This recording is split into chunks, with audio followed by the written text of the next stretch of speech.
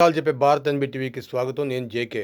మిత్రులారా, గత ప్రభుత్వం మాజీ ముఖ్యమంత్రి జగన్మోహన్ రెడ్డి గారు ప్రైవేటు స్కూళ్ళకి ధీటుగా గవర్నమెంట్ స్కూళ్ళల్లో ఇంగ్లీష్ మీడియం బోధన మొదలు పెడితే అన్ని పార్టీలు ఏకకంఠంతో నిషేధించాలి అని చెప్పి చాలా హడావుడి చేశాయి.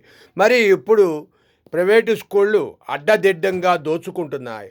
భారీ వసూళ్ళు, బస్సులు అరాకొరా బస్సులు, ఆ బస్సులకి సరైన ఫిట్మెంట్లు కూడా లేవు అని అడ్డదిడ్డంగా తోలుతున్న బస్సులు. ఏంటి ఈ ప్రైవేటు స్కూళ్ళు దోపిడీ? సామాన్యుడికి జోబీ చిల్లు పెడుతున్నారు. ప్రభుత్వ స్కూళ్ళలో సరైన ఏర్పాట్లు లేకపోవడంతో ప్రైవేటు స్కూళ్ళల్లో చదివిస్తున్నాం అంటున్నారు చాలామంది తల్లిదండ్రులు. కానీ గవర్నమెంట్ స్కూళ్ళని మర్చిపోయేటట్టుగా ప్రైవేటు స్కూళ్ళు ఏం లేవు. ప్రైవేటు స్కూళ్ళు గవర్నమెంట్ స్కూళ్ళ కంటే దారుణంగా ఉన్నాయి. ఎటువంటి ప్లే గ్రౌండ్లు కానీ, ఏర్పాట్లు కానీ, బాత్రూములు కానీ సరైన ఏర్పాట్లు ఏం లేవు. దోపిడీ మాత్రం బీభత్సంగా దోపిడీ. ఎల్కేజీకి 40,000, అదే 10th క్లాస్కి ₹1,00,000. ఈ దోపిడీ ఎప్పుడు అరికడతారు? విద్యా సంస్థలు ఎప్పుడు బాగుపడతాయి?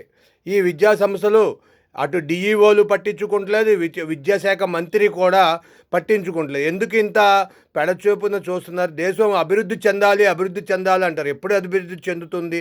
అభివృద్ధి చెందాలంటే ఇంగ్లీష్ మీడియం స్కూళ్ళు కావాలి. అలాంటి సమయంలో ఈ ప్రైవేటు స్కూళ్ళే ఆశ్రయం. అలాంటి ఆశ్రయం లేకుండా ప్రైవేటు స్కూళ్ళు దోపిడీ చేస్తుంటే ఆ దోపిడీని అరికట్టేవాళ్ళు లేరా అని అడుగుతున్నారు ప్రజలు.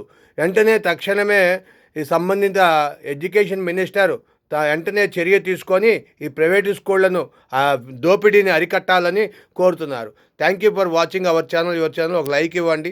Thank you for watching.